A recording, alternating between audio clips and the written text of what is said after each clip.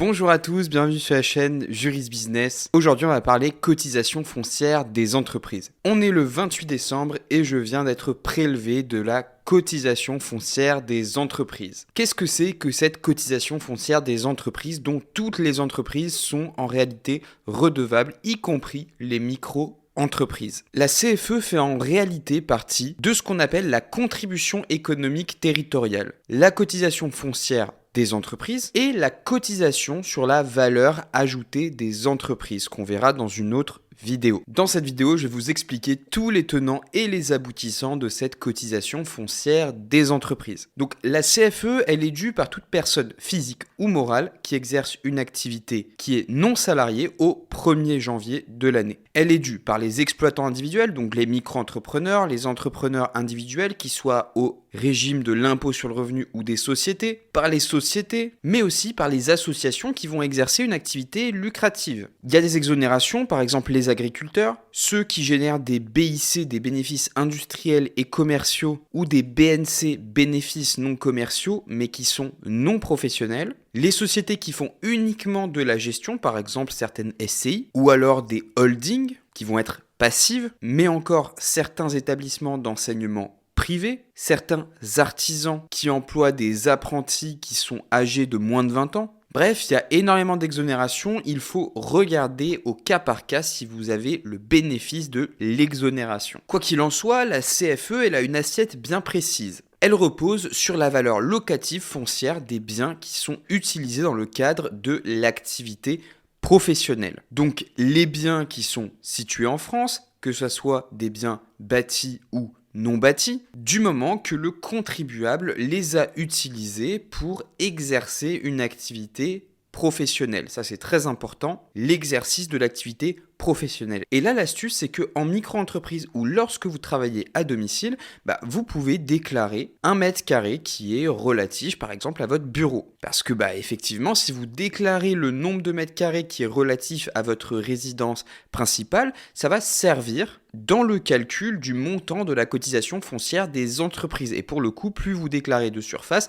plus vous payez de cotisation foncière des entreprises. Notez que pour les établissements industriels, vous avez un abattement de 30% qui s'applique. Notez aussi que la valeur locative des biens mobiliers et des équipements est exclue du calcul de la cotisation foncière des entreprises. On est vraiment sur le foncier. Va aussi rentrer en ligne de compte pour le calcul du montant de la CFE l'endroit où vous vous situez, donc l'endroit où votre entreprise est domiciliée, puisque en fait, chaque commune va avoir un taux de CFE. Donc, on va calculer cette CFE en fonction de la surface, mais aussi en fonction du taux qui est déterminé par chaque commune. Beaucoup vont choisir, par exemple, de passer par une société de domiciliation pour domicilier leur entreprise à un endroit où la CFE est plus basse. C'est le cas, par exemple, si vous domiciliez votre micro-entreprise, votre société à Paris, vous aurez un taux de CFE beaucoup plus bas.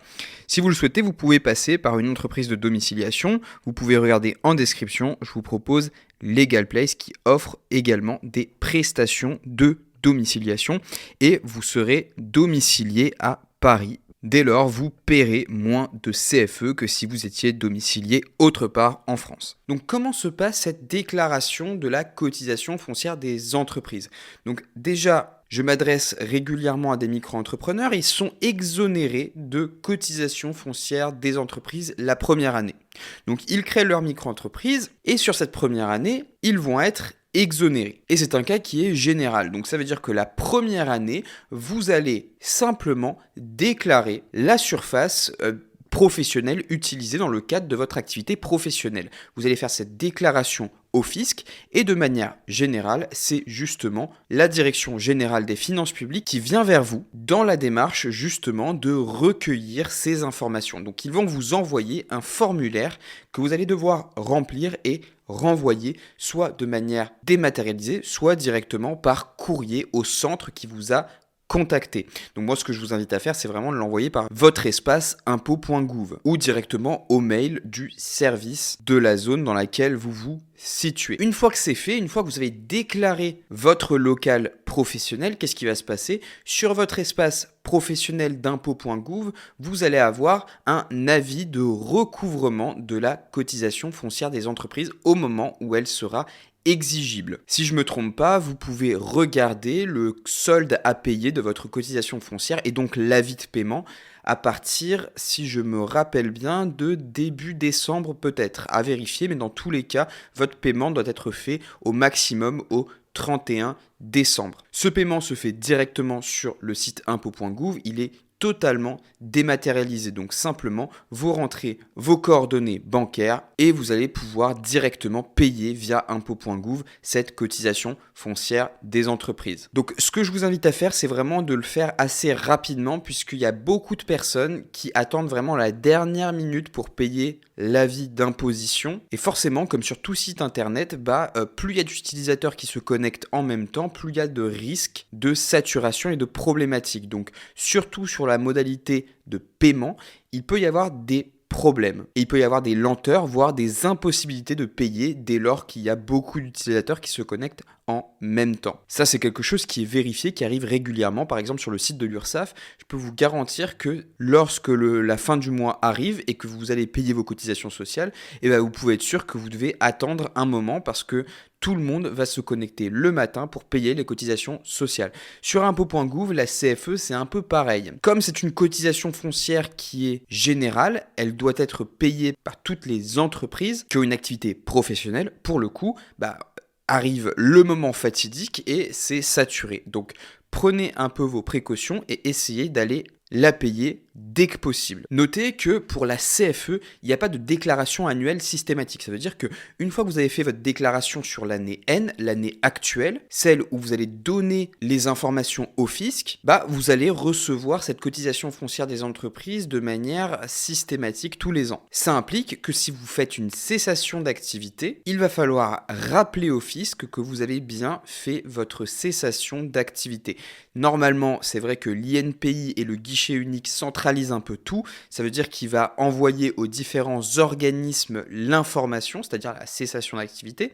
Mais toutefois, il se peut que le fisc vous envoie quand même un avis de recouvrement. Et là, pour le coup, il va falloir justifier que vous avez fait une cessation d'activité en cours d'année et que vous n'êtes plus redevable de la cotisation foncière des entreprises. Parce que oui, si vous faites la cessation d'activité, vous n'êtes plus redevable pour l'année en cours de cette cotisation foncière des entreprises. En tout cas, c'est ce que j'ai motivé auprès du fisc pour un proche et ça a très bien fonctionné. Il n'a pas eu à payer de cotisation foncière des entreprises sur l'année en cours.